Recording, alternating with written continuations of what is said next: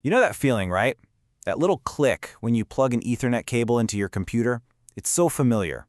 It's the sound of a solid, fast connection to the rest of the world. But have you ever stopped to think about what's actually going on inside that little cable? How does it manage to let trillions of bits of information flow so perfectly between billions of devices, all made by different companies? Well, let's get into it, because the story of this simple-looking cable is just a masterclass in brilliant design. To really get why the Ethernet cable is such a big deal, we have to rewind the clock. We need to go back to a time before it existed, a time of total digital chaos. In the early days of local area networks, or LANs, it really was the Wild West. You had all these competing systems: ArcNet, early Ethernet, Token Ring, you name it. And they were all built by different people with totally different rules. It was like having a room full of people all shouting in different languages. Nothing could talk to anything else. It was a massive roadblock. So, to fix this mess, this digital Tower of Babel, the world needed a translator. It needed a common language. And that is exactly what a group of really smart engineers decided to build. The solution came from the IEEE. That's the Institute of Electrical and Electronics Engineers. They kicked off a project called Project 802. And the goal was, super ambitious, but also beautifully simple. Create one set of rules, one standard that everybody could agree on. That way, any device could finally talk to any other device on a local network. And here is where the real genius comes into play. Instead of making one huge, rigid standard that would be outdated in a year, they did something incredibly clever.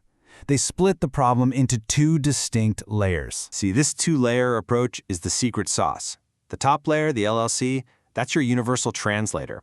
It creates a common language for the network. The bottom layer, the MAC, is the specialist. It handles the nitty-gritty physics of the actual hardware, whether it's a copper cable, a beam of light and a fiber optic line, or even a wireless signal. By separating the language from the physical stuff, the technology could get faster and change completely, all without breaking the fundamental rules of communication. This elegant split is the reason Ethernet is still around today. So we've got a common language. Problem solved, right? Well, not quite. For any devices to talk, they need to know who's who. Every single one needed its own unique, permanent name, a digital ID card, if you will. And this is the MAC address. It's a 48-bit number that is literally burned into the hardware of every single network device ever made. Your phone, your laptop, your smart fridge, they all have one. Manufacturers are given blocks of these numbers, which guarantees that no two devices on Earth will ever have the same one. It's a truly unique digital fingerprint. It looks something like this: a string of letters and numbers, usually split up by colons. And yeah, it might just look like a bunch of gibberish, but this unique ID is absolutely fundamental to how your local network operates. Now, you've probably heard of an IP address. So what's the difference? It's actually pretty simple. The MAC address is like your device's permanent fingerprint. It's tied to the hardware and never changes. The IP address, though, that's more like its mailing address. It's temporary, it's assigned by whatever network you're on, and it can change every time you log on to a new Wi-Fi. You need both, but they do very different jobs. Okay, so our devices now have a common language and a unique name. But how do they actually have a conversation without constantly talking over each other? Well, the answer lies in a system of, for lack of a better term, digital politeness. The very first Ethernet networks were a shared resource. Basically, one long cable that everyone was hooked into. To manage that, they used a protocol called CSMA-CD. The best way to picture it is like a polite dinner party conversation. First, you listen before you speak. That's the carrier sense part. If no one's talking, you go ahead. But if you and someone else accidentally start talking at the same time, that's a collision. You both immediately stop, you apologize, you wait a random little bit, and then you try again.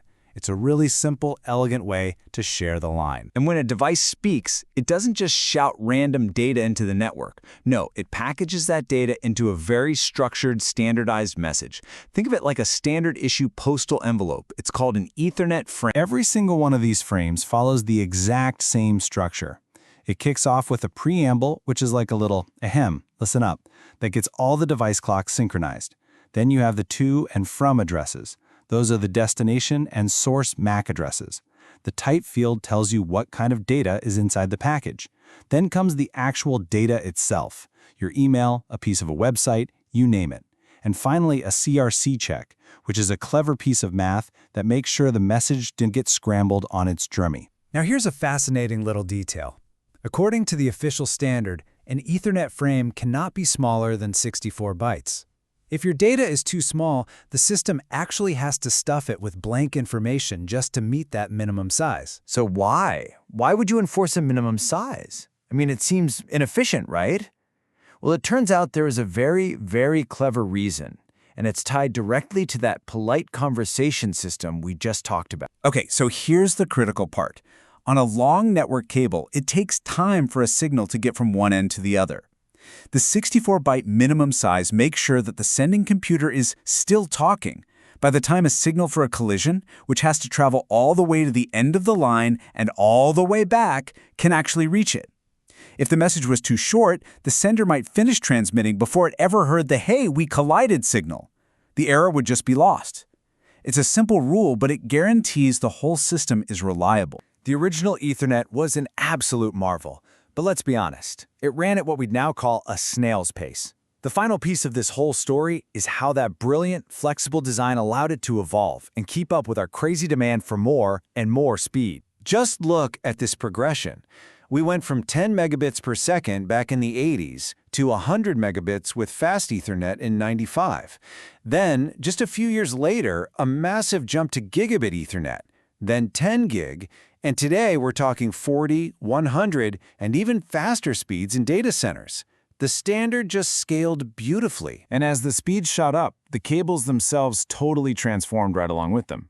We went from the original 10-base-5 standard, which used this thick, clunky coaxial cable that you had to literally pierce with vampire taps to connect to the flexible twisted pair cables we all use today.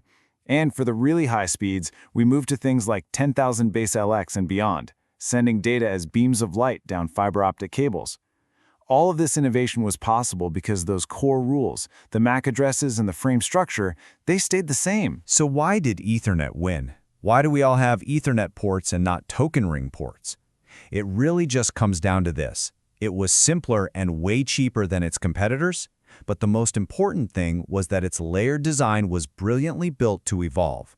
It could get faster and run on totally new kinds of cables without having to be reinvented from the ground up every time. For more than 40 years, this one set of simple, elegant rules has been the invisible engine powering our connected lives.